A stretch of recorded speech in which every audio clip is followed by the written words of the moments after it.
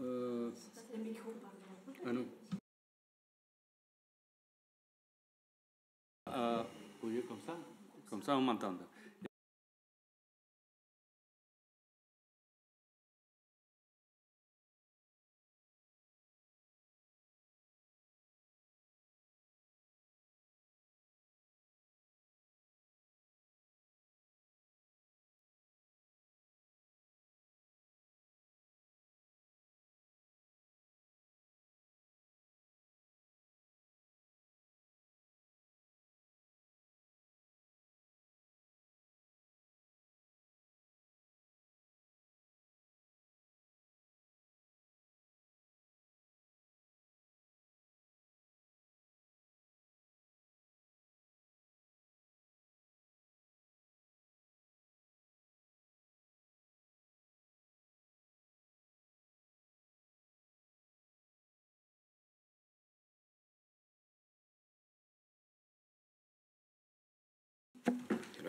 Ja, oui.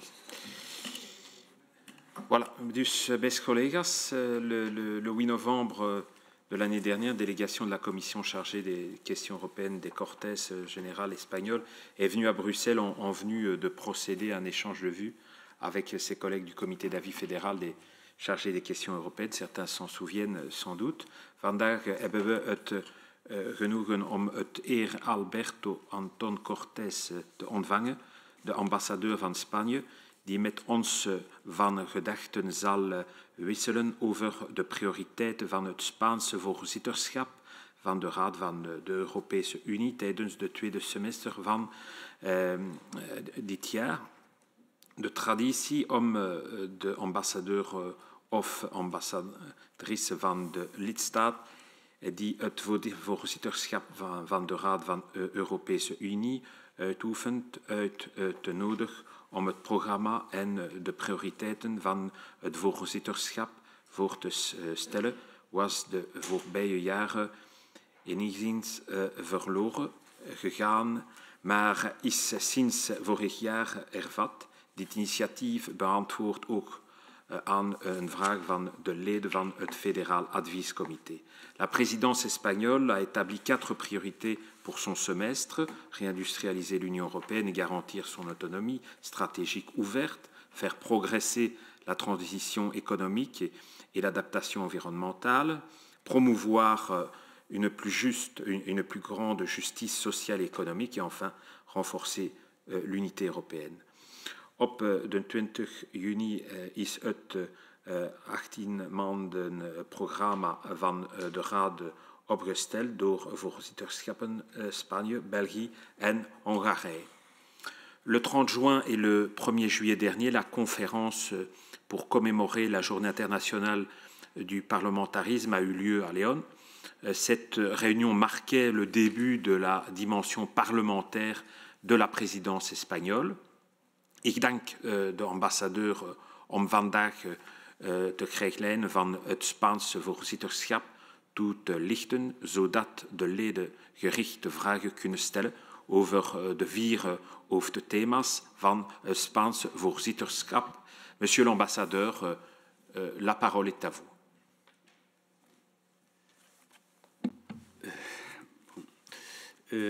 Bonjour tout le monde.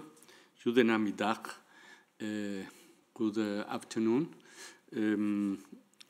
Mr. President and dear members of the Parliament, senators, members of the Chamber. Thank you very much for your presentation, for your kind words, and more than everything, for receiving me here to share with you the priorities of the Spanish presidency of the European Council. If you allow me, I will make my presentation in French. I think we have translation for everybody, but it will be easier for a part of those being here. L'Espagne aborde le semestre de sa présidence en étant consciente que l'Union européenne traverse une étape où nous faisons un pas vers l'unité et la solidarité qui peuvent s'avérer transcendantes dans notre processus de construction européenne. Depuis près de 3 ans, nous assistons à des événements qui les confirment et nous encouragent à poursuivre sur la bonne voie. Par exemple, le succès de la politique de vaccination. Grâce à l'investissement précoce dans la science que tous les États membres ont proposé aux entreprises pharmaceutiques afin qu'elles accélèrent leur investissement dans l'innovation. Grâce aussi à l'achat centralisé des vaccins au niveau européen. Pensons aussi à la création des fonds de l'Union européenne Next Generation, le début de l'urgence sanitaire. Face à la guerre de Poutine, nous sommes aussi solidaires du peuple ukrainien en accueillant des réfugiés, en punissant sévèrement l'oligarchie russe et en donnant du matériel militaire et humanitaire à l'Ukraine. Si Poutine, avec sa guerre, voulait nous diviser, affaiblir l'Europe, c'est tout le contraire qu'il a obtenu. En tant que présidence, l'Espagne a la responsabilité d'indiquer la direction de la prochaine Commission au-delà de 2023, après les élections au Parlement européen qui auront lieu pendant la présidence belge. La présidente a 2 missions principales. D'une part, planifier et présider les réunions du Conseil et les réunions de ces organes préparatoires au cours desquels les négociations sont menées. D'autre part, représenter le Conseil dans ses relations avec les autres institutions de l'Union européenne, en particulier la Commission et le Parlement européen.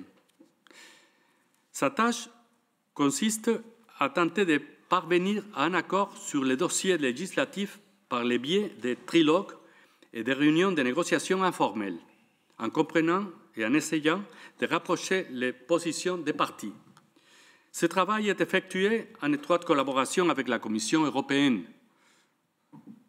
Une présidence pousse et hiérarchise en fonction de ses priorités politiques, bien sûr, mais n'impose pas. Le deuxième semestre du 2023 servira de clôture opérationnelle de la législature européenne avant les élections du Parlement en juin 2024. Cela renforcera le rôle d'agent de consensus et de défenseur de l'intérêt général des États membres que les présidents ont développés dans le cadre du traité de Lisbonne. Il incombera à l'Espagne d'achever un grand nombre de dossiers ouverts, en particulier ceux qui se trouvent au stade du trilogue. L'Espagne inaugurera un trio de présidences partagé avec la Belgique et la Hongrie, qui servira de pont entre la période européenne actuelle et la suivante.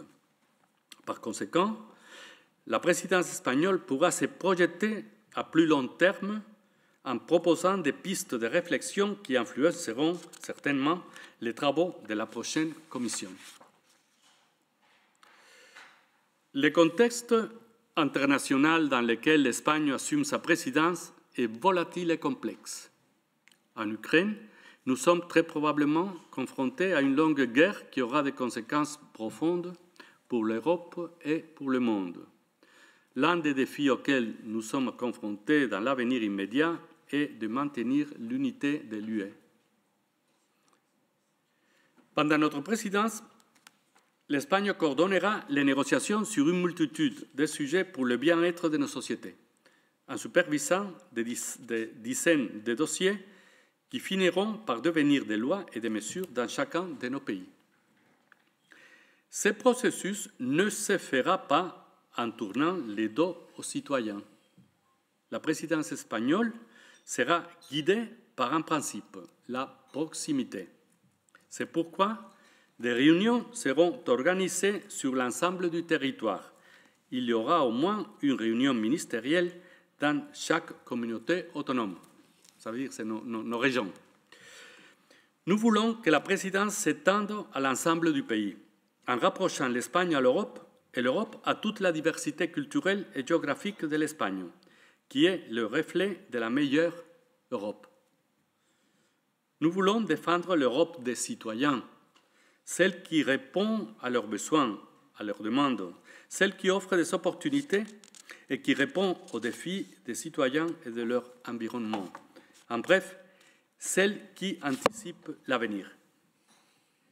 C'est pourquoi la devise de notre présidence est l'Europe plus proche, car l'esprit de proximité humaine, politique et institutionnelle est la clé du projet européen. Pour affronter tous ces défis, les 4 grandes priorités de la espagnole sont les suivantes. Première, réindustrialiser l'UE et garantir son autonomie stratégique ouverte. Deuxième priorité, progresser dans la transition écologique et l'adaptation environnementale. Troisièmement, promouvoir une plus grande justice sociale et économique. Et finalement, mais pas moins importante, renforcer l'unité européenne. Je vais essayer de développer, pas trop long, les 4 priorités. On commence par la première, réindustrialiser l'Union européenne et garantir son autonomie stratégique ouverte. Pour aller vers une autonomie stratégique ouverte, nous allons promouvoir des dossiers qui favorisent le développement d'industries stratégiques en Europe et diversifient nos relations commerciales. Nous travaillerons sur des dossiers qui élargissent et renforcent notre collaboration avec les pays tiers et les chaînes d'approvisionnement. Pour que cela fonctionne, cette autonomie stratégique doit être combinée à une ouverture stratégique. L'ouverture internationale a été l'un des principaux moteurs du progrès et a généré de la productivité, de l'innovation, de la compétitivité, de l'emploi et de la prospérité. Aucun doute. Mais il serait naïf de nier qu'elle a également eu des conséquences négatives. Un exemple de ces conséquences négatives a été la carence en masques de protection pendant la pandémie de la Covid-19. Ça, on le connaît tous. On a souffert peut-être tous.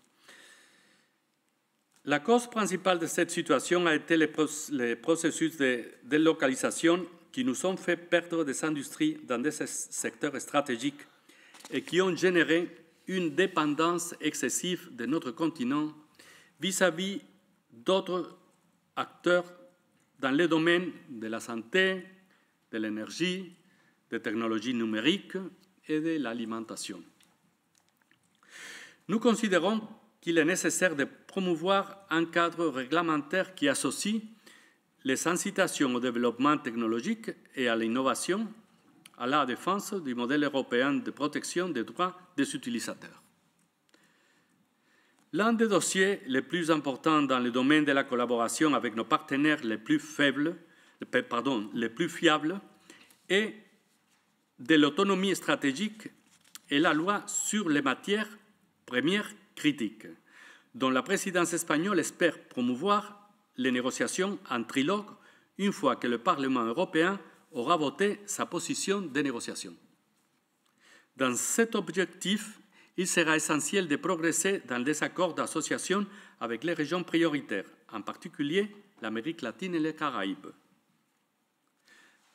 Il est également essentiel d'avancer vers une numérisation responsable, avec une égalité d'accès à l'environnement numérique et une garantie de respect de la vie privée pour les Européens.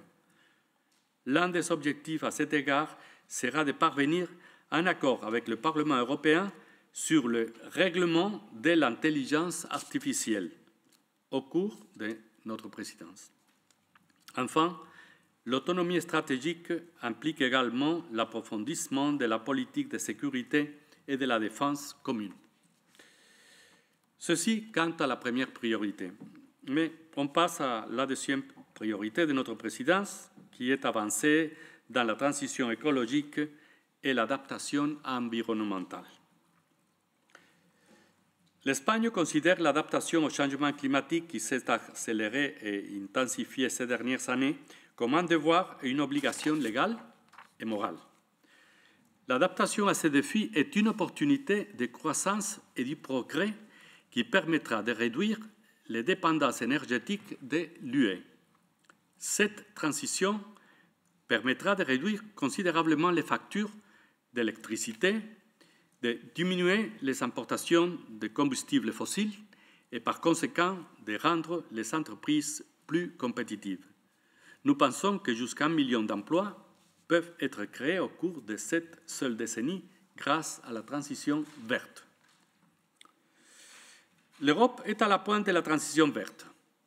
Les embargos sur la Russie de Poutine ont accéléré notre décarbonisation. Au cours des 2 dernières années, l'Union européenne a augmenté sa capacité de production d'énergie solaire de 39% et sa capacité de production d'énergie éolienne de 14%.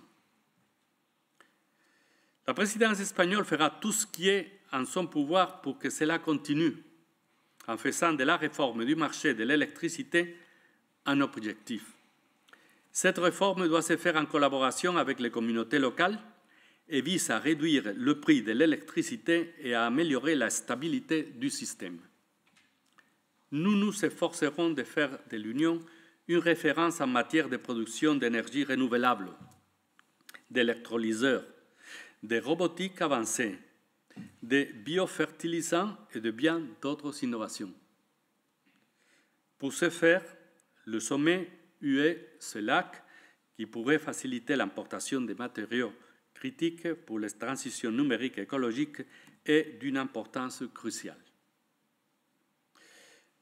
Au cours de notre présidence, nous devrions faire avancer, entre autres dossiers, la loi sur les industries à émissions nettes nulles, sur laquelle nous espérons obtenir une orientation générale au sein du Conseil. Nous espérons également conclure les négociations avec le Parlement européen sur la directive et le règlement relatif au gaz et à l'hydrogène. Troisième priorité de la présidence espagnole, c'est la consolidation du pilier social. Une justice sociale et économique. La consolidation du pilier social, c'est-à-dire l'obtention d'une plus grande justice sociale et économique, occupe une place de choix parmi les priorités de la présidence espagnole. C'est pourquoi, au cours des 6 prochains mois, l'Espagne plaidera en faveur de l'établissement des normes minimales et communes en matière d'imposition des sociétés dans tous les États membres et luttera contre l'évasion fiscale des grandes multinationales. Nous pensons qu'il ne suffit pas que les PIB augmentent, il faut que la richesse soit accessible à tous. Nous prônons une économie plus compétitive, mais aussi une économie plus juste et plus solidaire. Pour y parvenir, il est nécessaire de renforcer notre état du bien-être en consolidant les fondations qui le soutiennent. À cette fin, la justice fiscale et la lutte contre l'évasion et la fraude fiscale sont essentielles. Outre l'établissement d'une norme minimale d'imposition des sociétés dans tous les États membres de l'UE, en particulier dans la sphère numérique, et la lutte contre l'utilisation des sociétés écrans, nous travaillerons à la réforme du cadre financier pluriannuel 2021-2027 des règles fiscales, qui nous permettront de maintenir des comptes sains et de financer adéquatement les services publics et les transitions vertes et numériques. L'Espagne travaillera également sur plusieurs initiatives qui bénéficient aux travailleurs ainsi qu'aux groupes les plus vulnérables. Les enfants, les femmes souffrant de violences de genre et les personnes handicapées, conformément à l'agenda 2030. La solidarité et la cohésion doivent s'étendre à tous nos territoires. L'Espagne est consciente des défis posés par les déséquilibres géographiques et le défi démographique. C'est pourquoi nous allons encourager la cohésion territoriale en tenant compte des particularités naturelles et géographiques en garantissant la qualité de vie et le mode de vie rural. C'est pourquoi nous allons promouvoir de nouvelles initiatives pour relever le défi démographique et combattre la dépopulation. Quant aux quatrième priorité, qui est le renforcement de l'unité européenne, je peux vous dire que pour renforcer l'unité européenne, l'Espagne plaidera en faveur d'un approfondissement du marché intérieur, de l'achèvement de l'union bancaire et de l'union des marchés des capitaux, y compris l'élaboration d'un programme de financement durable. Elle œuvrera également à la consolidation et à l'amélioration des instruments communs tels que les fonds européens Next Generation. En outre, l'Espagne plaidera pour l'optimisation des processus décisionnels et une gestion plus efficace et coordonnée des processus de migration et d'asile. L'une des réformes essentielles est le pacte sur la migration et l'asile. Nous avons besoin d'une gestion humaine ordonnée, bienveillante et responsable des flux migratoires. Il est donc essentiel de travailler avec nos partenaires pour développer une dimension extérieure de la migration, doter de ressources adéquates et de protéger les frontières de l'Europe et ceux qui cherchent un avenir meilleur en Europe. Après que la présidence suédoise a obtenu des orientations générales au Conseil pour le règlement relatif à la gestion des migrations et d'asile, la présidence espagnole travaillera maintenant sur des trilogues au Parlement européen et sur une orientation générale dans le règlement relatif à la gestion des crises. Une autre grande réforme institutionnelle en cours est celle de l'élargissement.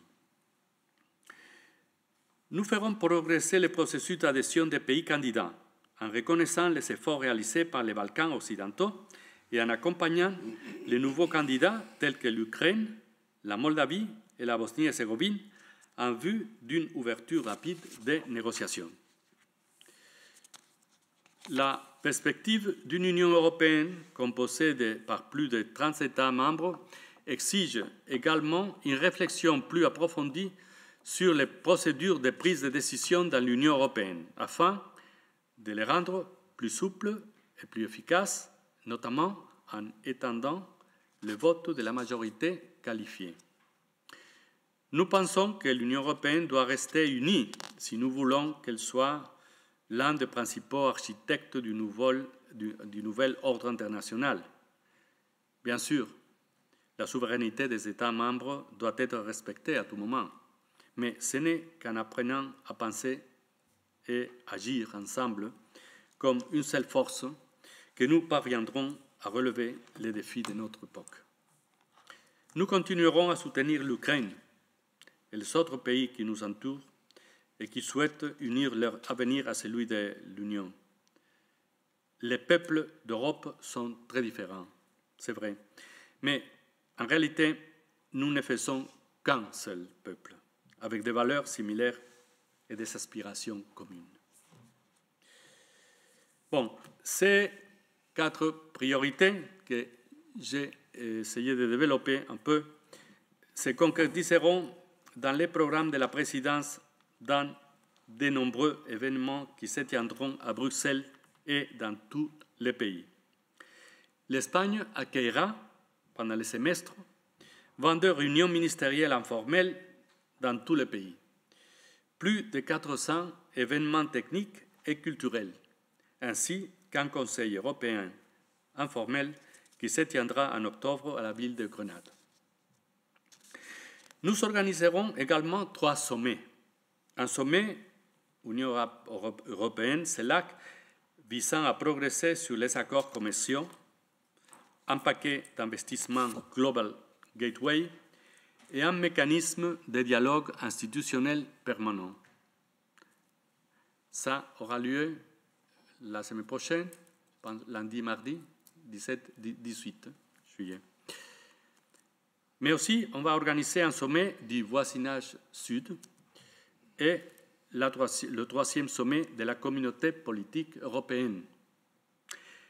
En ce qui concerne l'Union européenne, CELAC, l'Amérique latine et les Caraïbes sont une région cruciale en termes géopolitiques pour l'Union. Nous partageons des valeurs fondamentales. La relance de nos relations sera mutuellement bénéfique. L'UE, dans son ensemble, est très engagée dans ce processus. L'Espagne cherche à consolider un intérêt positif et tourné vers l'avenir, fondé à la fois sur des domaines d'intérêt commun et sur un soutien mutuel en matière de priorités stratégiques, en renforçant les structures de coopération et de coordination à différents niveaux et en établissant un dialogue structuré pour renforcer la relation birégionale. Nous devrions donc aborder le sommet UE-CELAC non pas comme une fin en soi, mais comme une plateforme politique pour une interaction future. En ce qui concerne le voisinage sud, nous avons réussi ces dernières années à le doter d'une base documentaire articulée, la nouvelle agenda pour la Méditerranée, d'un pilier financier, le plan économique et d'investissement, et de structures renforcées, les réunions ministérielles annuelles. Pourtant, ce format reste relativement peu connu. À cet égard, l'Espagne est particulièrement intéressée par ce sommet qui devrait être l'occasion de créer un partenariat efficace. En ce qui concerne la communauté politique européenne, nous soutenons ce forum et sommes satisfaits des résultats du premier sommet, dont le format ouvert permet des discussions intéressantes sur des questions géopolitiques pertinentes. Nous avons un intérêt commun à faire de la coopération politique européenne un succès et un symbole de notre unité et de notre détermination commune face à la guerre d'agression russe. En ce qui concerne les thèmes de discussion, nous pensons qu'une certaine continuité sur les questions d'intérêt continental, telles que l'énergie, la sécurité, la migration et le climat, serait utile. Relations transatlantiques. À la suite du sommet de l'OTAN, le dernier sommet, Madrid, parce que ce jour, il y a eu le sommet de l'OTAN à Vilnius, la dernière, nous sommes convaincus qu'une Europe forte a besoin d'un lien transatlantique fort. En matière de partenaires stratégiques, aucun n'est plus important pour l'Union que les États-Unis, notre allié naturel. Nous continuerons à œuvrer en faveur d'une relation encore plus étroite, tant pour répondre à l'Ukraine que pour relever des défis mondiaux.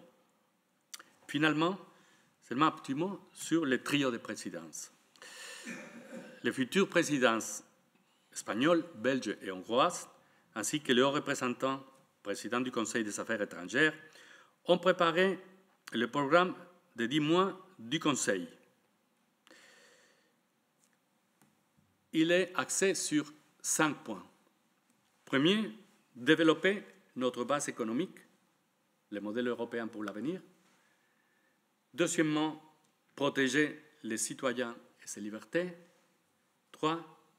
Construire une Europe climatiquement neutre, verte, équitable et sociale. 4. Promouvoir les intérêts et les valeurs de l'Europe dans le monde. Et 5. Contribuer à la préparation du prochain agenda stratégique. Vraiment, ce document que vous pouvez lire, si vous prenez tous les programmes de la présidence espagnole, qui est à la page web, non? Déjà ça a été fait public dans tous les détails. Peut-être les documents que la présidence belge est en train de préparer vis-à-vis du commencement de l'année prochaine, votre présidence. Vraiment, on a créé des points de convergence. On assure la continuité. Bien sûr, on est des pays différents. Parfois, on est assez proches pour beaucoup de raisons. Particulièrement, je suis convaincu que l'Espagne et la Belgique sont très proches sur beaucoup de dossiers, mais quand même, tous les trois membres du trio tous les États membres de l'Union européenne ont la responsabilité de faire avancer l'Union, soit avec de petits pas ou des pas plus marqués. Après toutes ces crises dont on a mentionné, la Covid, la guerre en Ukraine, puis la crise financière avant,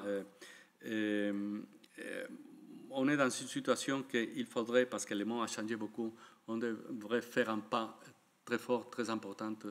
Et c'est pour ça que la responsabilité des membres du trio est une responsabilité grande. C'est la fin de la dernière législature, de la dernière commission. Il faut finir le travail, il faut entamer l'autre, il faut préparer ceux pays qui vont nous succéder après notre trio pour que vraiment l'Union devienne un acteur réel dans la situation géopolitique actuelle, plus complexe, plus difficile. Mais je crois qu'on est en train de faire bien nos devoirs. Bon, je vous remercie beaucoup pour votre patience, parce que c'est un peu long, et aussi pour votre attention. Merci. Merci, Monsieur l'ambassadeur, pour cet exposé détaillé de la présidence espagnole. En dus we zullen beginnen met de eerste fractie voor N-VA. Mevrouw Van Bossuyt heeft het woord. Dank u wel, meneer de voorzitter. Goedemiddag ook, meneer de ambassadeur. En dank u wel voor de toelichting die u gegeven heeft van het Spaanse voorzitterschap. Het is interessant, want we hadden hier maandag een gedachtenwisseling met onze minister van Buitenlandse Zaken over het trio-voorzitterschap, waar Spanje een deel van uitmaakt natuurlijk. Hè. Dus een aantal vragen die ik u graag zou willen stellen. Eerst en vooral een eerder politieke vraag. We weten allemaal dat er verkiezingen op til staan in Spanje, deze maand nog. Dus mijn vraag is of een eventuele wissel van de macht, want het is niet ondenkbaar dat de grootste partij dat een andere partij zal zijn dan degene die nu aan de macht is, of dat een invloed zal hebben op het Europese project dat Spanje nu naar voren schuift. Dan een tweede vraag in verband met Oekraïne. U haalde Oekraïne aan en inderdaad, de geopolitieke context vandaag is heel bijzonder, gelet op de oorlog in Oekraïne. Twee vragen daarbij. Ten eerste, er is een anti-omzeilingsinstrument dat op tafel ligt, Europees, om te kijken om ervoor te zorgen dat de sancties die gelden tegen Rusland dat die niet omzeild zouden kunnen worden. De vraag is of jullie daarin in geloven, in dat instrument. En dan een tweede vraag in verband met Oekraïne heeft te maken met het mogelijk lidmaatschap van Oekraïne. We hebben op de NAVO-top gisteren gehoord wat de positie is van de NAVO in verband met het lidmaatschap van Oekraïne. Oekraïne heeft ook zijn kandidatuur ingediend voor Europees lidmaatschap, voor het lidmaatschap van de Europese Unie. Dus de vraag is wat jullie visie daarop is. Dan een derde vraag heeft te maken met het Mercosur-akkoord. U verwees er al naar in uw tussenkomst. Dus wij weten dat dat voor Spanje een heel belangrijk akkoord is. Ook wij als partij zijn heel grote voorstander van het Mercosur-akkoord en van handelsovereenkomsten van de Europese Unie in het algemeen trouwens. Het is zo dat bij ons in Vlaanderen 1 job op 3 afhangt van export. Dus dan kan u begrijpen dat die handelsovereenkomsten voor ons heel belangrijk zijn. Mercosur te meer, omdat u verwees er ook zelf naar de edele metalen en de Raw Materials Act, die waarschijnlijk onder jullie voorzitterschap zal beslecht worden. We weten dat die edele metalen dat die ook te vinden zijn in de Mercosur-landen, dus in het kader van de diversificatie daarvan en de groene transitie waar u het ook over heeft gehad, zullen die belangrijk zijn. Dus de vraag is, we weten dat jullie het akkoord willen kunnen afsluiten tegen het einde van jullie voorzitterschap. Is dat iets realistisch? Is dat iets waar jullie in blijven geloven?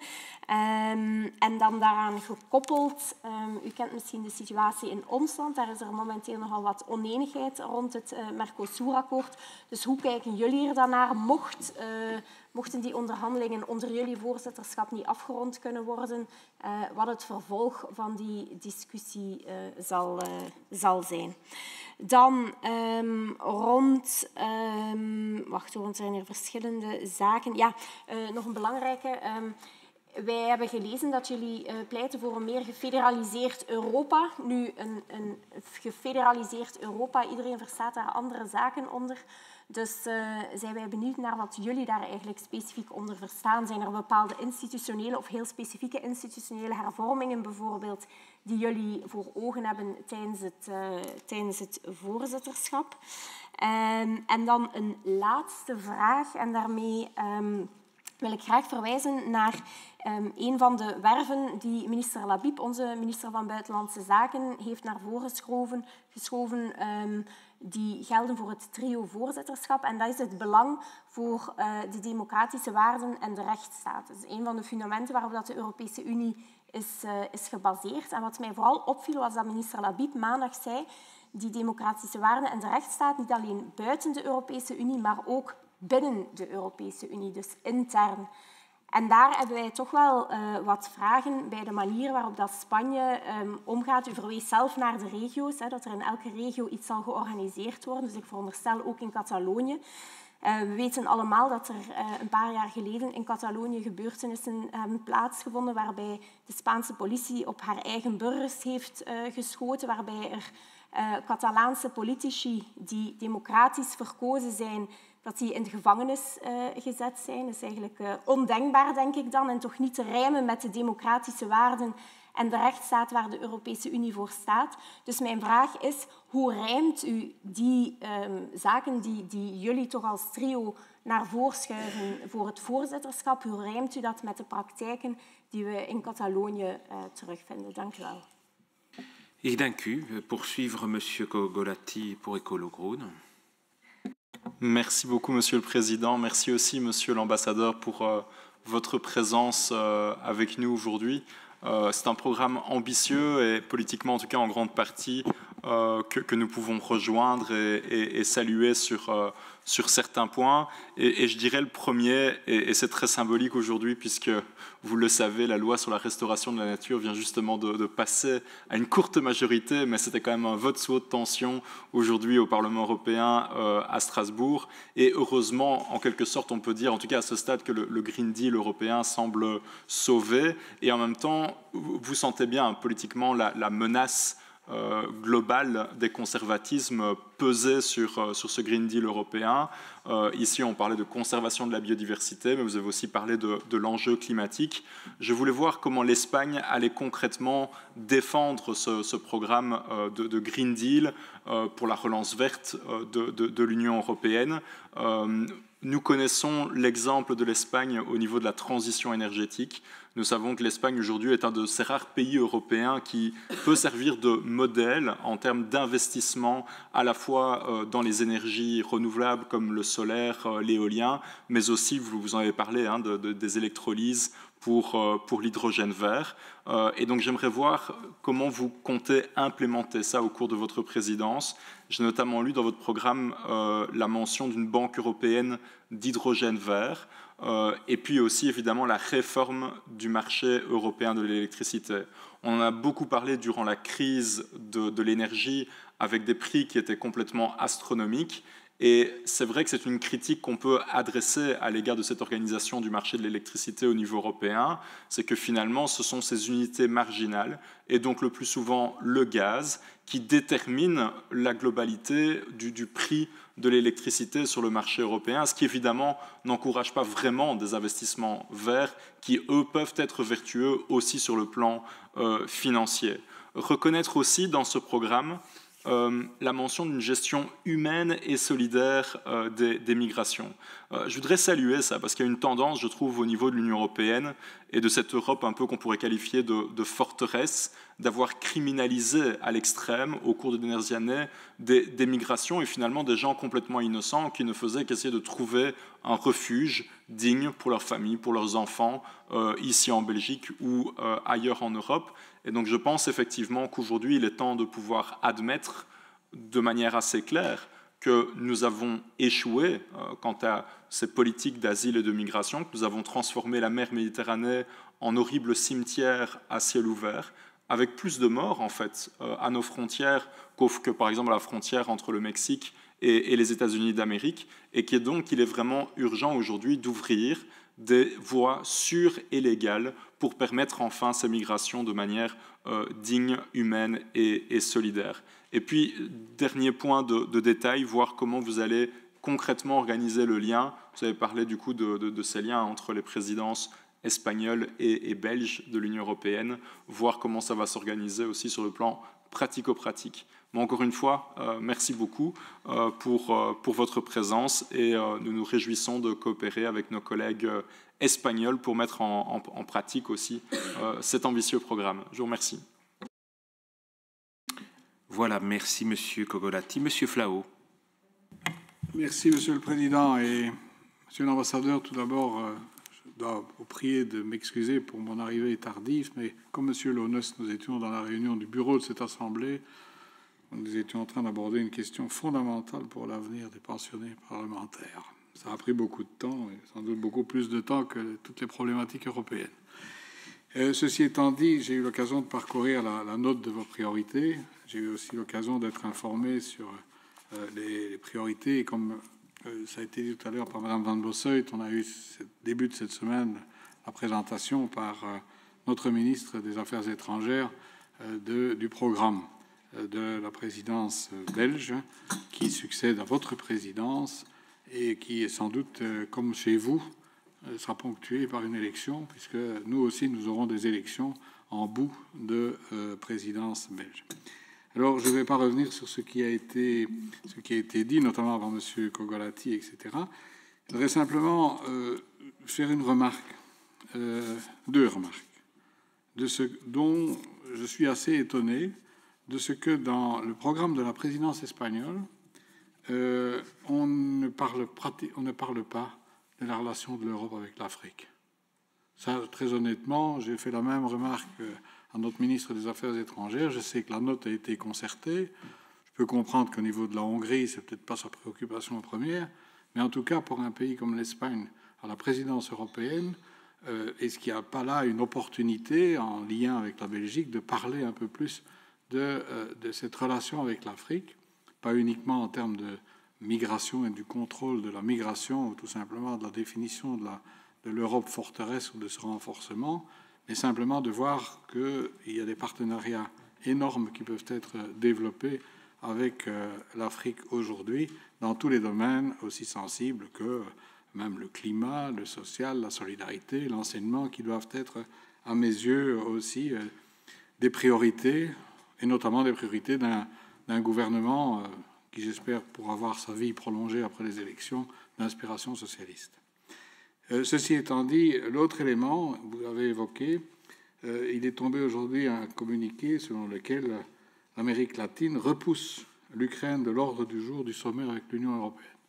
C'est un élément qui n'est pas à négliger, puisqu'effectivement, ce sommet de l'Union européenne avec l'Amérique latine, l'Europe poussée pour parler de ses préoccupations, de ses problèmes, mais je crois que l'Amérique latine a aussi d'autres problèmes, et l'Amérique latine, comme l'Afrique, exprime peut-être un ras-le-bol aussi qu'on s'occupe beaucoup de nos propres préoccupations, à nous, occidentaux, européens, avec ce qui se passe à l'Est, et que l'on délaisse un peu le reste du monde. Il y a des opportunités à saisir. La présidence espagnole, la présidence belge sont des opportunités, et j'espère simplement qu'on pourra peut-être, d'une façon ou d'une autre, étoffer un peu le programme de la présidence espagnole et conforter aussi le programme de la présidence belge. Merci beaucoup. Merci, Monsieur Flao. En dus vervolgen meneer Pieter de Spiegeler voor VB-fractie. Ja, dankjewel, meneer de voorzitter. Ook namens de Vlaams Belang-fractie, meneer de ambassadeur, hartelijk dank voor uw komst in deze commissie. Het is de tweede keer deze week dat we samen zitten. Eens aan de vooravond van 11 juli, de Vlaamse feestdag, en nu de dag erna. Dat is een mooi moment. Spijtig dat we hier, net zoals maandag, niet zo heel talrijk aanwezig zijn en dat er een overlapping is geweest met de commissie Buitenlandse Zaken, die naast en ook met het bureau van de voorzitters. Misschien kunnen we daar in de toekomst op de een of andere manier rekening mee houden. Dank u wel ook voor uw tussenkomst, voor het toelichten van de 4 belangrijkste pijlers. Ik wil er eigenlijk op 1 dieper ingaan, meneer de ambassadeur. En dat is natuurlijk hetgeen voor ons als Vlaams Nationale Volkspartij zeer belangrijk is. Die uitbreiding van de Europese Unie, of die renforcement de l'Union européenne, maar dan het luik uitbreiding of de toetredingsstatus van een aantal van die landen die dus willen of zouden kunnen of zouden mogen toetreden tot die Europese Unie. U heeft daar een aantal van genoemd. Ik dacht Bosnië-Herzegovina en Moldavië. U heeft er ook een aantal uiteraard niet benoemd. En zoals dat vaak gaat in politiek en zeker in diplomatie, zijn zaken die niet genoemd worden of niet gezegd worden vaak belangrijker dan diegenen die wel gezegd worden of benoemd worden. Een belangrijk land in zaken die toetredingsstatus die u niet vernoemd heeft, is uiteraard Kosovo. Kosovo is door Spanje niet erkend. De reden daarvoor is bekend, denk ik. Het ligt gevoelig omdat Spanje het nogal moeilijk heeft met de soevereiniteit van volkeren binnen landsgrenzen. België was een van de eerste om Kosovo, de onafhankelijkheid van Kosovo te erkennen. Ook niet uit respect voor de soevereiniteit van volkeren uiteraard. Dat was niet om de Albanese meerderheid of de Servische minderheid of de Turken van Prizren of de Gorani een plezier te doen. Dat was natuurlijk uit geopolitieke redenen dat België in de eerste rij stond om Kosovo de onafhankelijkheid te gunnen. En uiteraard ook omdat de Verenigde Staten, zoals u ze in een ander topic benoemde, vos alliés naturels noemde ter wille te zijn. Dus Spanje deed dat niet, erkent Kosovo niet. En mijn vraag in die context is natuurlijk, hoe ziet u binnen de nabije toekomst en in het kader van dat voorzitterschap van Spanje, hoe ziet u die toetredingsstatus, maar dan vanuit Spanje zelf, van het Spaanse invalshoek zelf, die mogelijke onafhankelijkheidserkenning van Kosovo? Ziet u daar ontwikkelingen in het kader van dat voorzitterschap of houdt u het eerder bij een status quo? Ook afhankelijk, zoals collega Van den Bossen daarnet aanhaalde, zal misschien de verkiezingsuitslagen in Spanje zelf daar een rol kunnen in hebben. En dan in een ruimere context, Spanje is een van de hofleveranciers van het aantal leden in het Comité van de Regio's. Een orgaan van de Europese Unie die symbolisch meer waarde heeft dan dat ze die eigenlijk in praktijk heeft of zou mogen hebben voor ons als Vlaams Belang. Maar ondanks het feit, zoals ik al zei, dat u met 21 leden, dacht ik weet het niet van buiten, een van de hofleveranciers bent, wil ik ook de vraag stellen hoe u daar verder tegenop kijkt naar de inhoudelijke verdieping van dat Comité van de Regio's. Want Spanje is daar niet alleen een aantal personen, maar ook een aantal regio's flink bedeeld. Dank u wel voor uw antwoord. Ik dank u. En dus voor einde, mevrouw Reinhardt, vooruit. Dank u wel, meneer de voorzitter. Dank u wel, meneer de ambassadeur, voor uw toelichting. Nu, wij als socialisten zijn natuurlijk blij om te zien dat er ook een focus ligt binnen de prioriteiten van Spanje op social justice. En natuurlijk ook binnen de trio-voorzitterschap op volksgezondheid en zeker ook op geestelijke gezondheid. Ik heb een aantal concrete vragen die ook aansluiten bij vragen die de collega's reeds hebben gesteld. Ja, een eerste vraag. Hoe schat u de impact van de verkiezingen van 23 juli in op het voorzitterschap van uw land van de Raad? Ik bedoel daarmee enerzijds de impact op het programma. Er is nu een linksregering, dat kan een rechtsregering worden. En anderzijds ook op de timing van de dossiers. Het succes van het Spaanse voorzitterschap bepaalt natuurlijk in belangrijke mate ook het succes van het Belgische.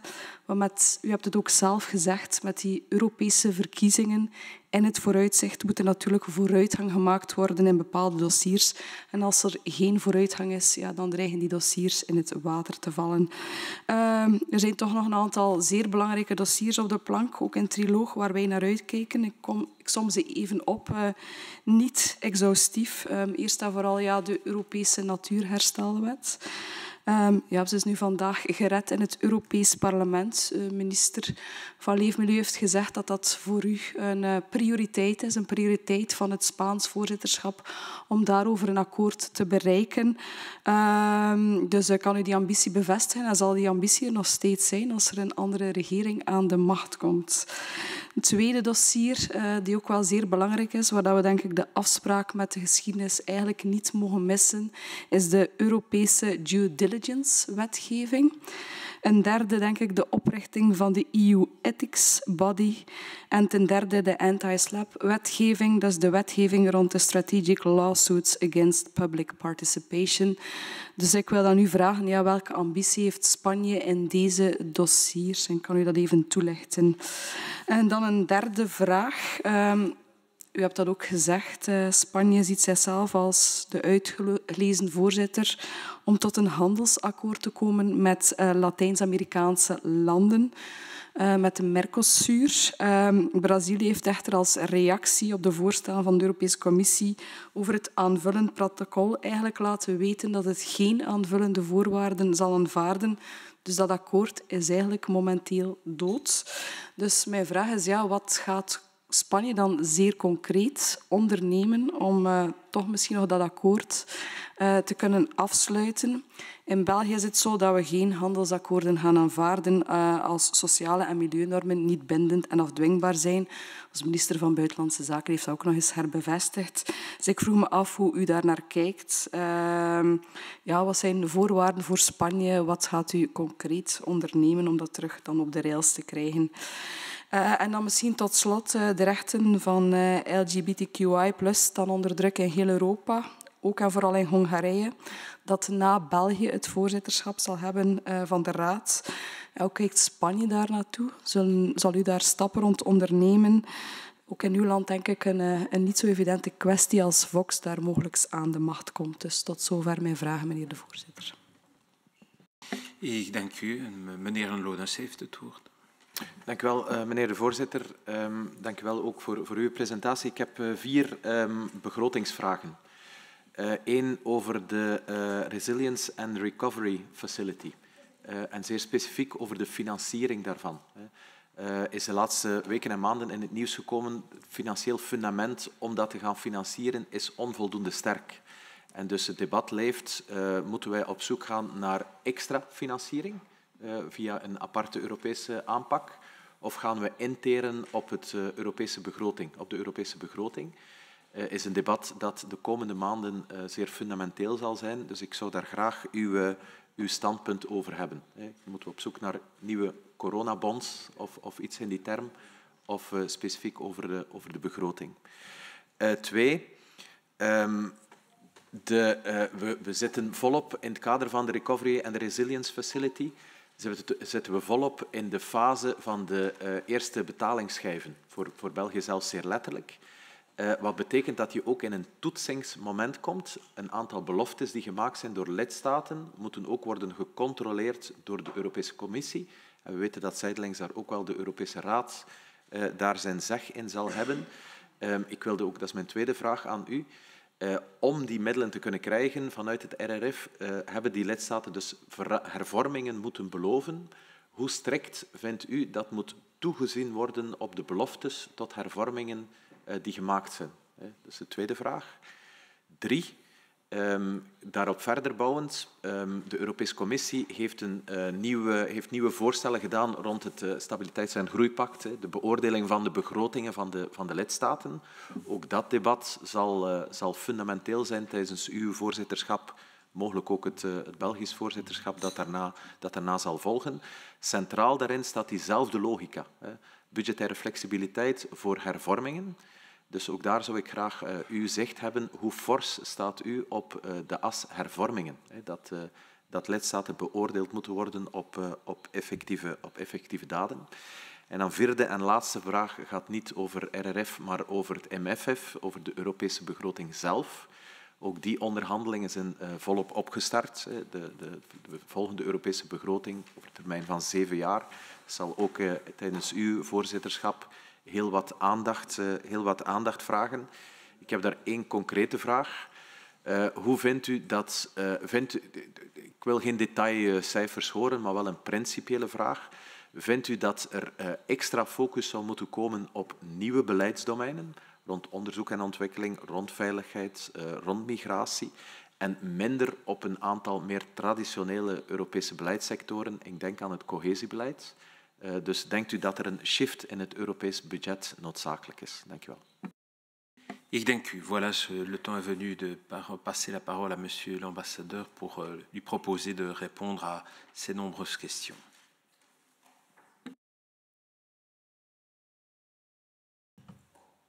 Merci beaucoup, Monsieur le Président, et merci à tous les membres du Parlement qui, par leurs questions, ont montré qu'ils ou elles sont intéressés à l'opposition de l'Espagne en tant que présidence du Conseil de l'Union européenne. Bon. Tout d'abord, je dois vous dire que j'ai été invité pour faire une présentation des priorités en résumé. Et moi, je suis l'ambassadeur d'Espagne auprès du Royaume de la Belgique. Et je ne suis pas un membre du gouvernement belge et je ne suis même pas un représentant permanent auprès de l'Union européenne où on travaille sur des dossiers très techniques. Et ici, je ne vis pas 4 ou 5 questions, comme on m'avait dit, mais peut-être environ 20 questions. J'ai pris quelques notes. Je vais essayer de donner quelques réponses. Mais si à un moment donné, vous pensez que vous n'avez pas trouvé une réponse à vos questions, je vous invite à les proposer encore une fois. Si je vois qu'elles sont trop techniques, je vous renvoie au document qui est public des priorités de la présidence espagnole où l'on entre dans tous les détails. On ne peut pas parler avec une grande précision sur des questions techniques sous risque de se tromper ou les démontrer dans les détails, comme on dit. Commençons par la première question qui a été posée par Madame Van Bosuit Annelen. C'est ça. Les élections en Espagne. Ça, c'est une question qui a été posée à plusieurs reprises. Donc, on peut répondre dans l'ensemble. Ce n'est pas la première fois qu'un État membre qui a la présidence convoque des élections pendant la présidence. Ça s'est passé récemment avec d'autres États membres et ça arrive de temps en temps. Et ça entre dans la normalité parce que, heureusement, l'Union européenne, c'est le monde de la démocratie. Et avoir un vote dans n'importe quelle circonstance, même pendant une présidence, c'est quelque chose qu'on doit recevoir avec un esprit positif. C'est l'opportunité qu'on donne aux sociétés, aux citoyens de se prononcer. Bien, en Espagne, il y a... Bon, l'Espagne est un des pays les plus communautaires de l'Union européenne. Je crois que c'est bien connu. D'ailleurs, il se passe pas pareil dans le cas de la Belgique.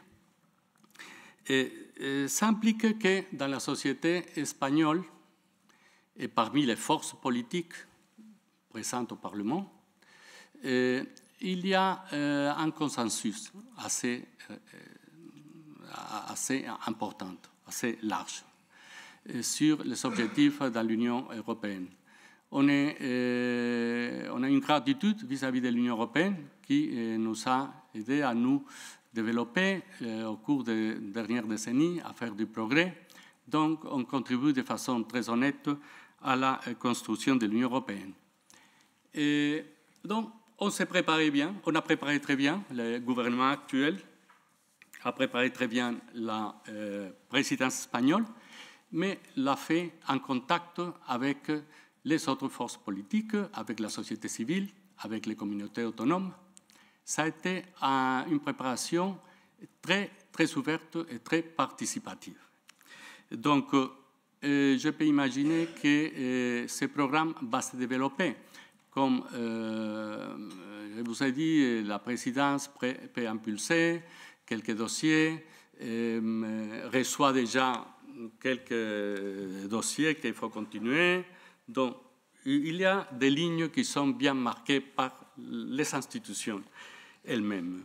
Mais puis, il y a toujours la possibilité de mettre des accents d'après l'idéologie du gouvernement en chaque moment. Que la machine ne va pas s'arrêter, ça, vous pouvez être sûr. En Espagne, on a une administration très solide, très professionnelle. Particulièrement dans les dossiers de l'Union européenne, on a la représentation permanente auprès de l'Union européenne qui est très préparée, qui connaît très bien les dossiers. Donc, ça va rouler normalement. Si à un moment donné, il y a des accents, ça entre dentro de la normalité et de l'exercice de la démocratie. Mais je peux imaginer qu'il n'y aura pas à peine de surprises. Ça, c'est un peu pour tous ceux qui ont posé la question de sélection. Sur l'Ukraine, dans le nouveau contexte géopolitique, vous avez dit, bon, il y a des sanctions, est-ce que les sanctions peuvent être évitées? Qu'est-ce que je pense? Bon, les sanctions, c'est un instrument, en général, c'est un instrument qui produit des résultats, qui est efficace. La perfection n'est pas de notre monde, mais en général, avec les procédures de sanctions et l'application, on arrive à des résultats. Donc, je suis plutôt optimiste avec les petits accidents du parcours, mais en général, je suis assez optimiste. Va l'Ukraine devenir membre de l'Union européenne, de l'OTAN? Très probablement. L'OTAN, ce n'est pas la question de cette présentation. Mais sur l'élargissement, sur l'adhésion d'autres membres, je crois qu'on a une position en général consensuelle à l'Union européenne, de la quale l'Espagne participe. Et oui, quand l'Ukraine sera préparée, il y a des règles qu'il faut suivre. N'importe à quel prix, on va utiliser différentes mesures pour un pays ou l'autre. Il y a des rapports de la Commission périodiques, il y a des conférences intergouvernementales. Je crois qu'on est tous d'accord de faciliter l'entrée de l'Ukraine à l'Union européenne parce qu'elle fait partie du monde démocratique. Donc, soyons optimistes. Les dates, on ne sait pas. On ne sait pas non plus avec les autres pays candidats. L'accord avec le Mercosur. Vous dites c'est important pour l'Espagne. Bon, il est bien connu que l'Espagne, à l'intérieur de l'Union européenne, a toujours joué, continue à jouer un rôle d'impulsion, d'appui. C'est normal. On fait partie de la communauté ibéro-américaine depuis des années. On connaît ces pays, on est convaincu qu'on partage les mêmes valeurs. Mais je vous dirais deux choses. Tout d'abord, la signature, la ratification, l'entrée en vigueur des accords avec les pays de l'Amérique latine, Mexique, Chili, Amérique centrale, Mercosur, c'est surtout, et je parle du point de vue économique, bien plus intéressant, pas pour l'Espagne, mais pour l'ensemble de l'Union européenne, que pour les pays de l'Amérique latine eux-mêmes. On gagne économiquement dans l'ensemble de l'économie, agriculture, industrie, services, tout mêlé, on gagne. Mais les pays de l'Amérique latine ont besoin de continuer liés au monde de l'Union européenne. Voilà, il y a un intérêt politique. Mais dans le contexte actuel, avec la situation en Ukraine, avec le nouveau contexte géopolitique, ça nous intéresse d'avoir des pays qui partagent des valeurs comme nous pour défendre la démocratie et l'état de droit. Et ça passe aussi par ces accords, qui sont des accords d'association, qui ont pas seulement un pilier économique, mais un pilier de dialogue politique.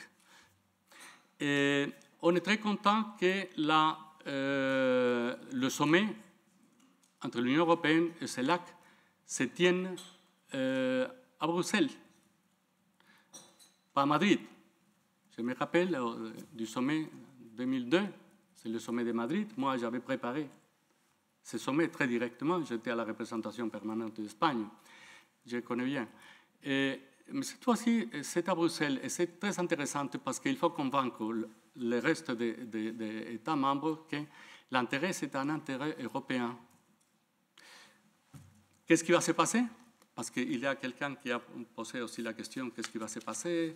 Et vous pensez que l'accord va être signé pendant la présidence espagnole? Et si ça n'est pas signé, alors vous considérez que c'est un grave problème? On ne sait pas, on va avoir le sommet dans quelques jours, on est en train de finaliser la déclaration. On aura des conclusions, on fera des avances, ça arrive toujours lorsqu'on a une rencontre au niveau des sommets, mais vous pouvez être sûr que la présidence espagnole va continuer à impulser depuis juillet jusqu'à la fin de la présidence ces accords.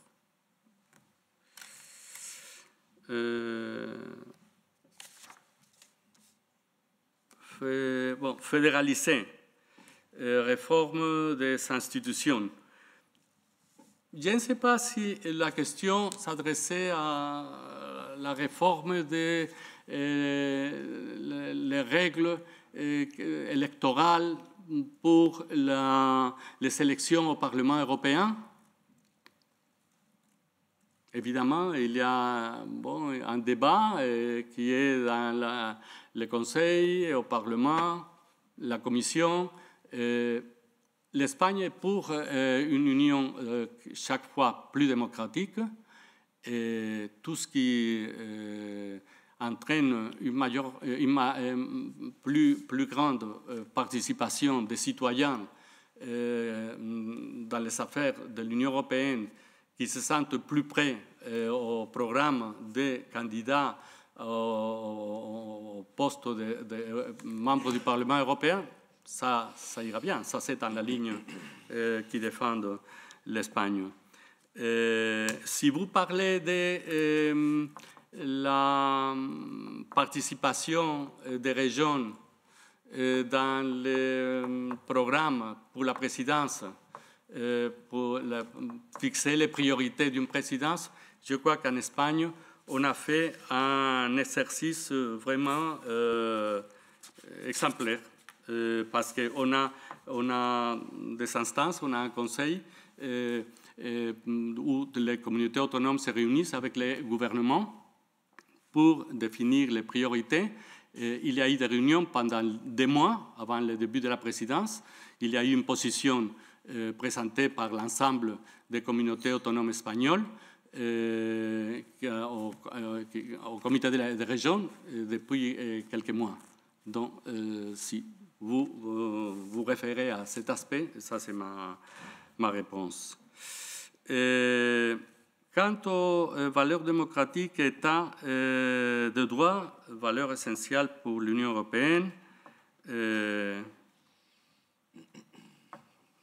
quelques questions qui se référaient à quelque chose que, sincèrement, je dois vous dire, si quelqu'un a dit qu'il y a des prisonniers politiques en Espagne, ça n'existe pas du tout. Il y a des politiciens qui ont violé la Constitution et les lois, et même qui ont échappé à la justice, mais disons, on a eu des nouvelles très récemment, ça c'est entre les mains des juges, et si quelqu'un peut mettre en question la qualité d'état de droit et démocratie de l'Espagne, elle est au plus haut de la liste des démocraties dans le monde. Et donc, ça, c'est tout ce que je peux vous dire. Il y a une question de M. Corolati Samuel sur Green Deal européen.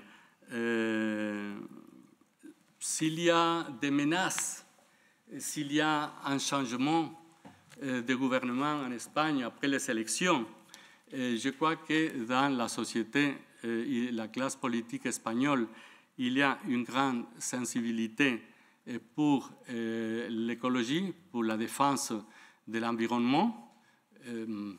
Malheureusement, l'Espagne, c'est un des pays qui souffre de la sécheresse, comme on le voit ces jours, et c'est un pays qui a commencé très tôt à développer les énergies propres et renouvelables, éoliques, solaires.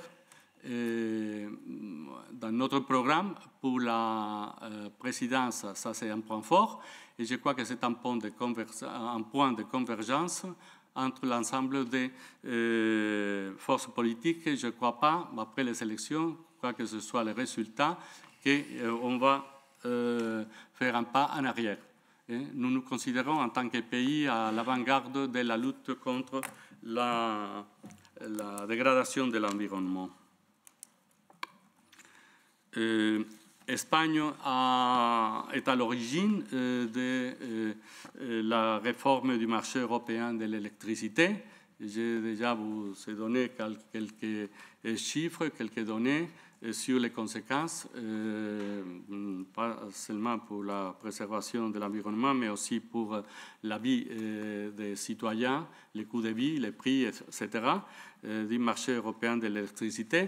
Ce travail a commencé déjà, avait commencé avant la présidence espagnole, elle va continuer sous notre présidence. Je suis sûr que aussi la Belgique et la Hongrie vont continuer. Donc ça fait partie des besoins de l'Union européenne.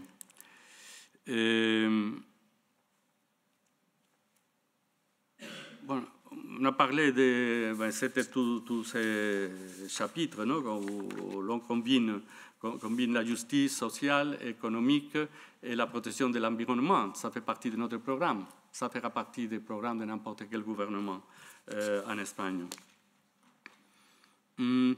Sur la politique de la migration, bon, on a un problème. Et on sait qu'on n'a pas été capable de gérer suffisamment bien, en vitesse, très tôt, les flux migratoires, mais ça nous concerne à tous. Il y a des nuances, il y a des accents, ça dépend d'un pays à l'autre. Pour l'Espagne, la question est assez claire.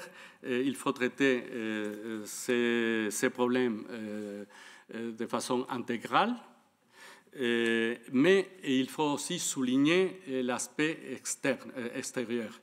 Nous avions développé depuis des années des accords avec les pays d'origine et de transit des migrants, particulièrement avec le nord de l'Afrique, l'Afrique de l'Ouest, qui a donné de très bons résultats. Et à chaque réunion qui sont convoquées, soit à Bruxelles, mais soit aussi parce qu'il y a des forats en dehors de l'Union européenne avec nos partenaires de l'Afrique, l'importance de considérer les problèmes dans son ensemble, humanitaire, lutte contre le trafic, collaboration pour créer des richesses dans les pays d'origine et de transit, tout ça. Bon, la position espagnole est bien claire et ça date il y a beaucoup d'années. Je me rappelle parce que j'ai travaillé dans les affaires consulaires, il y avait un autre gouvernement à ce moment-là, différent de celui qui est maintenant, et finalement, la situation était semblable. En Espagne, on reçoit beaucoup de migrants, tout le temps, on les reçoit bien. Et très récemment, avec la guerre de l'Ukraine, on a reçu 180 000 Ukrainiens qui jouissent de tous les bénéfices sociaux. Ils pensent retourner dans leur pays, bien sûr, ça sera le plus convenable, mais sinon, on a pris la décision de le maintenir entre nous dans les meilleures conditions, autant que possible. Ça, c'est ce que je peux... Quelqu'un m'a demandé aussi mon avis sur comment organiser la succession de notre présidence avec celle de la Belgique. Ce que je peux vous dire, c'est que depuis des mois, on a des réunions à tous les niveaux avec la Belgique. Dernièrement, j'étais à Madrid, une réunion entre le directeur général du ministère des Affaires étrangères, et puis ça a été en janvier, mais en février, la visite de la ministre Larbib, et on a traité les aspects de la présidence de l'Union, de l'appartenance au trio, mais au niveau des secrétaires d'État, des directeurs généraux, directeurs, soit à Madrid, soit à Bruxelles, soit en marge des conseils des ministres, ça se passe très bien.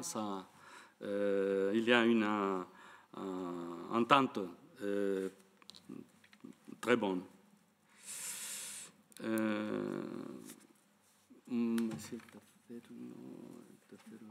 Pour Monsieur Flao, merci Monsieur aussi pour vos questions. Vous dites que ça vous choque qu'il n'y a pas une mention à l'Afrique. Je vous invite, parce que j'ai fait un résumé pour présenter nos priorités. Et donc, parfois, dans le résumé, on ne fait pas mention d'autre chose. Mais j'ai lu complètement les programmes, les priorités pour la présidence, pas le résumé que je viens de vous faire. Et il y a des longs paragraphes qui concernent l'Afrique. Ça nous intéresse beaucoup. Il nous intéresse de donner suite et continuer à impulser le sommet entre l'Union européenne et l'Union africaine. Il y aura un sommet sous votre présidence. On a échangé avec la délégation de votre ministère des Affaires étrangères. Les connaissances en détail qu'on a de notre côté l'Amérique latine, de votre côté l'Afrique sous-saharienne, et on s'est compromis à impulser tous ces dossiers. Donc, si vous lisez les documents complets, vous allez trouver pas mal de références. Et en plus, en ce qui concerne les Sahel, il y a seulement hier qu'il y avait une réunion où on a donné une très grande importance à ce dossier. Ça intéresse beaucoup à la Belgique. Il y avait un document, je pense, préparé par la Belgique. Notre ministre avait invité votre ministre. On a célébré donc à Nouakchott une réunion importante là-dessus. Et puis le nord de l'Afrique, ça c'est la frontière sud de l'Union européenne, pas seulement de l'Espagne. C'est vrai qu'on a les villes de Ceuta et Melilla, mais c'est toute la frontière d'où vient aussi une grande partie de la migration. C'est précisément pour ça qu'on a un intérêt spécial, mais comme je vous ai dit, si on considère le dossier de la migration sur un plan intégral, le développement, la création de richesses dans ces régions, ça nous importe beaucoup. Et ne disons pas aussi sur le point de la défense en Afrique, dans le contexte géopolitique qu'on connaît bien, on attache une grande importance. L'Afrique n'est pas oubliée par la présidence espagnole, ne le sera pas pendant tout le mois de notre présidence. Bon, vous dites bien, parfois en Amérique latine, ils ont l'impression qu'on les a oubliés, l'Union européenne. Peut-être ils ne se sont pas tellement impliqués à la guerre de l'Ukraine, parce que c'est loin, c'est encore plus loin que l'Union européenne. Mais c'est peut-être un peu notre défaut. On essaie d'impulser les rapports, par exemple, avec l'Amérique latine. On fait un sommet, et puis on arrête, et puis on fait un autre sommet, et puis on continue.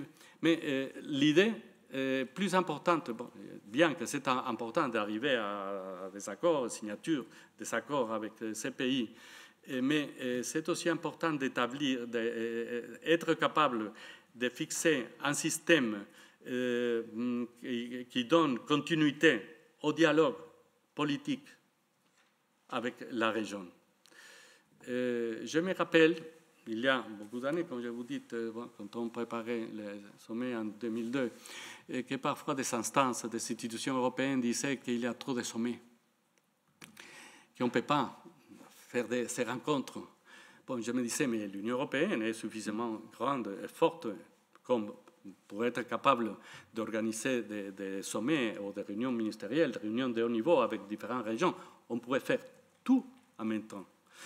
Mais, je disais, lorsqu'on a une rencontre de ce type, on avance beaucoup les dossiers. Et si la relation est régulière, les dossiers finalisent pour être terminés et les résultats pour nos sociétés et pour nos compagnies, pour nos acteurs économiques sont importants. Enfin, je vais voir quoi d'autre.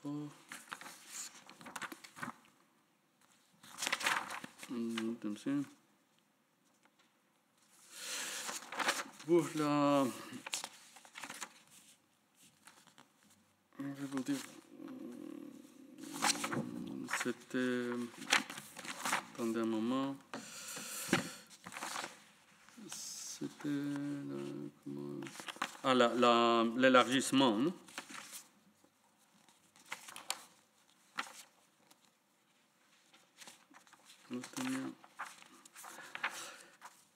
Quant à l'élargissement, parce que quelqu'un m'a demandé d'aller plus en détail avec quelques pays. Nous voyons des options claires pour la convocation de la conférence intergouvernementale en Albanie et en Macédoine du Nord, en espérant une réforme constitutionnelle réussie dans la seconde. La Serbie et le Monténégro sont actuellement plus difficiles, tout comme la Bosnie-Herzégovine, mais on continue à marcher. Les nouvelles demandes d'adhésion du Kosovo, en particulier celles à l'Union européenne, ne feront qu'accroître les tensions et les divisions à un moment où l'unité est essentielle. Nous sommes prêts à aller de l'avant, mais nous devons garder à l'esprit que les candidats doivent mener à bien des réformes dans les domaines sensibles, tels que l'état de droit et les institutions démocratiques pour lesquelles il ne peut pas y avoir de raccourcis. Nous, pour M. Spiegeler-Peter, je pense, qui s'était intéressé par le Kosovo. Nous soutenons le dialogue Belgrade-Pristina et le travail de l'envoyé spécial Lashkak. Et nous espérons que des progrès seront réalisés. Les récents développements et les progrès réalisés dans les dossiers par les deux parties constituent une étape importante. Cependant, pour le moment, notre position reste la même. Si vous voulez appeler ça statu quo. Reste la même, à moins que la Serbie ne reconnaisse formellement ce territoire. Je pense que j'ai répondu plus ou moins à votre question. Merci, Monsieur l'ambassadeur, pour cet exercice qui n'est en effet pas d'une grande simplicité, mais je pense qu'il valait la peine effectivement d'être rencontré. En dus voor een tweede ronde, mevrouw Van Bosset. Ja, dank u wel, meneer de voorzitter. Dank u wel, meneer de ambassadeur, voor uw antwoorden, of toch een gedeelte van antwoorden. Eén zaak, want ik ga niet op alles terugkomen, maar één element wat mij toch wel opviel in uw antwoord was het feit dat u heel kordaat zegt dat er helemaal geen politiek gevangenen in Spanje zijn. Ik vind dat een bijzondere kijk op de rechtsstaat is die u hebt, die alvast ook niet de onze is. Het ging over democratisch verkozen politici die op een democratische, op een geweldloze manier een referendum organiseren en die belanden in de gevangenis. Dat zijn volgens ons toch wel politiek gevangenen. We zijn altijd heel streng als Europese Unie als dat buiten de grenzen van de Europese Unie gebeurt. We hadden daar juist de Commissie Buitenlandse Zaken. Er worden honderden resoluties daarover gestemd. Collega Lones en ikzelf hebben ook in het Europees Parlement gezeten. Daar gebeurt net hetzelfde. Daar wijzen we elke keer met het vingertje als dat elders gebeurt, maar als dat binnen de Europese landsgrenzen gebeurt, dan wordt dat met de mantel der liefde bijna bedekt. Dat is iets 2 maten, 2 gewichten voor ons. En dat kan voor ons alvast niet door de beugel. Ik dank u. En meneer Lones? Dank u wel, meneer de voorzitter. 2 zaken. Ik had een ganse reeks begrotingsvragen gesteld, maar het komt mij voor dat u op geen enkele hebt geantwoord. Het zijn geen technische vragen, het zijn principevragen. Dus in het begin had u gezegd, ik wil niet in de technische details, maar ik denk dat het toch belangrijk is om de principes te weten. Dus ik herhaal de vragen zeer kort. 1 over de financiering van het RRF. Het principe is, moeten wij daarvoor een extra financieringsbron vinden of vindt u dat dat moet gebeuren door in te teren op het Europese budget? Dat is toch een belangrijk punt om te weten. Dat zal op de agenda komen tijdens uw voorzitterschap. 2, over de nieuwe begrotingsregels voor de lidstaten. Daar is de principiële vraag. Wat vindt u van het voorstel van de Europese Commissie om extra flexibiliteit voor lidstaten te koppelen aan hervormingen? En dan 3, over de Europese begroting zelf, ook een principiële vraag. Vindt u dat daar een extra shift moet worden doorgevoerd? Minder oud-Europa, minder cohesie, meer nieuw Europa, meer onderzoek en ontwikkeling en meer investering. Dus ik hoop toch een antwoord te kunnen krijgen op die vragen. Ik dank u, monsieur Flauw. Merci, Monsieur le Président. Merci, Monsieur l'Ambassadeur. Alors, effectivement, c'est une remarque que j'ai faite aussi à notre ministre des Affaires étrangères. On ne parle pas spontanément d'Afrique.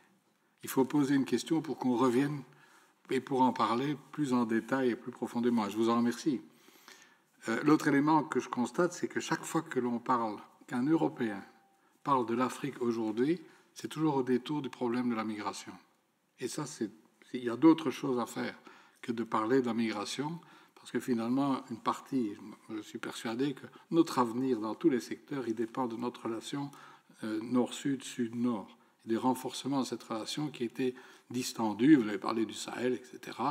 C'est vrai que le comportement d'un de nos grands voisins n'est pas nécessairement une bonne référence pour ce qui a été fait au Sahel ces dernières années. Et puis, l'autre élément, c'est clair qu'aujourd'hui, c'est inscrit pour personne que et l'Afrique, et les Africains d'une part, et les gens d'Amérique latine d'autre part, ont ce sentiment, et je crois que ça correspond à une réalité, d'être oubliés par l'Europe. On va les chercher quand on en a besoin. On va les chercher quand on veut conclure des contrats ou des accords, etc. Ça, c'est une réalité. C'est de cette Europe qui se replie sur elle-même, forteresse à l'égard des migrants, et ce problème, c'est du nombrilisme en quelque sorte. Nous avons un problème à l'Est, et nous nous préoccupons de l'Est et nous oublions le reste, et de temps en temps, comme vous l'avez dit, on organise un sommet sans lendemain. Il y a eu le sommet M&M, comme je dis, Macron-Michel à une époque, où on a promis beaucoup de choses à l'Afrique, mais on peut se demander où sont ces moyens qui ont été promis, sinon qui nous ont glissé en partie vers l'Est. Et puis, vous avez rappelé cette période de 2002 où j'étais déjà là aussi. C'était le gouvernement Aznar dans une relation difficile, puisque c'était la problématique de la guerre en Irak et en Afghanistan. Merci. Merci, monsieur Cogolati.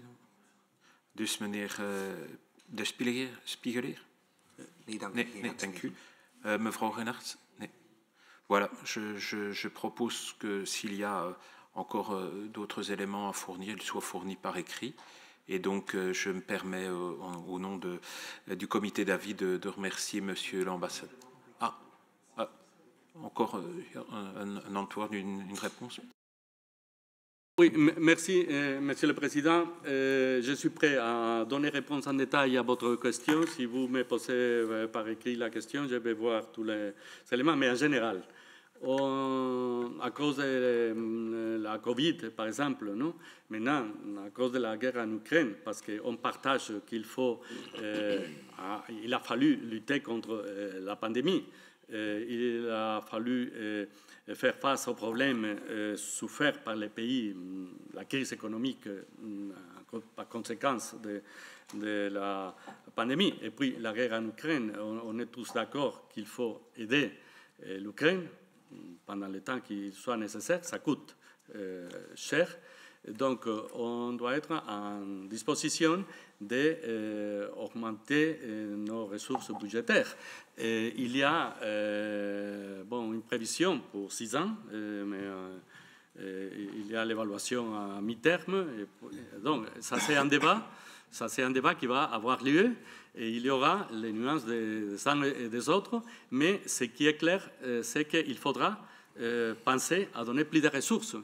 Je peux imaginer, du point de vue d'un membre du Parlement, parce que les ressources sont les impôts qu'on paye, mais c'est la vision des leaders de nos pays qui doit faire face à des problèmes du moment actuel. Mais quand même, comme c'est des questions très techniques, celles du budget, j'ai participé dans quelques occasions au débat dans les organisations internationales. J'ai vu que les débats budgétaires étaient les plus techniques, les plus difficiles, où l'on commençait par dire A et on finissait par dire B. Au fur et à mesure. Donc, si vous avez des questions précises, je serai prêt à répondre.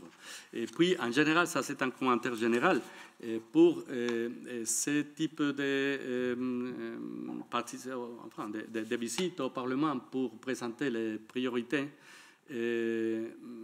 Pour présenter les priorités, les résumés, ce n'est pas un problème. Mais puis, pour entrer dans des questions techniques, ça risque que vous pensez que dans la réponse, ce n'est pas suffisant. Mais on n'est pas les experts de tous les chapitres, de tous les dossiers, de tout un programme d'une présidence, comme vous pouvez l'imaginer. Mais on est complètement ouvert à recevoir les questions, les placer et puis l'adresser aux membres du Parlement qui seraient intéressés, bien sûr. Ik denk, ja, een korte opmerking. Dank u wel, meneer de voorzitter. Het is belangrijk om te kunnen debatteren. Het gaat over het voorzitterschap van de Europese Unie. Trouwens, na u komt België. Dan nadien zijn er een ganse aantal landen die wat kleiner van schaal zijn of wat extra uitdagingen hebben. Ik denk dat in het voorjaar 29 Luxemburg komt, najaar 29 Nederland en tussenin wordt het moeilijke tijden voor Europa. Dus het zal een zeer belangrijk voorzitterschap worden van Spanje en van België ook. Maar u heeft gelijk, begroting is een technische kwestie, maar het is natuurlijk het fundament van alles. En ik wil u wel danken voor de duidelijkheid die u heeft gegeven op de principiële vraag. U pleit voor extra Europese inkomsten, voor extra Europese middelen. En dan weten we dat dat op 2 manieren kan komen. Ofwel de lidstaten zullen meer moeten betalen, de bijdragen van de lidstaten zullen moeten stijgen. Ofwel zullen er extra Europese belastingen worden ingevoerd, terwijl we in Europa eigenlijk al belastingen genoeg hebben. Ik vind het altijd bijzonder om te zien dat wanneer er gepraat wordt over hervormingen en besparingen, dan kijkt Europa naar de lidstaten. Wanneer er gekeken moet worden, ook vanuit het voorzitterschap van de Europese Unie naar de Europese Unie zelf, dan opeens zijn hervormingen en besparingen niet meer mogelijk. Dan wordt het altijd extra geld, extra budgetten. Ik denk dat dat geen goede zaak is voor de geloofwaardigheid van de Europese samenwerking. Dus bij deze wil ik u oproepen om waakzaam te zijn. Vinger op de knip. Ik weet dat u een socialistische regering mee vertegenwoordigt, maar om aandachtig te zijn voor die budgetten, want dat zal de geloofwaardigheid van de Europese Unie anders echt geen deugd doen. Dank u wel. Voilà, merci en tout cas, Monsieur l'ambassadeur, chers collègues. Il est clair que les prochains mois ne seront pas de tout repos du point de vue de nos agendas et des travaux européens en particulier.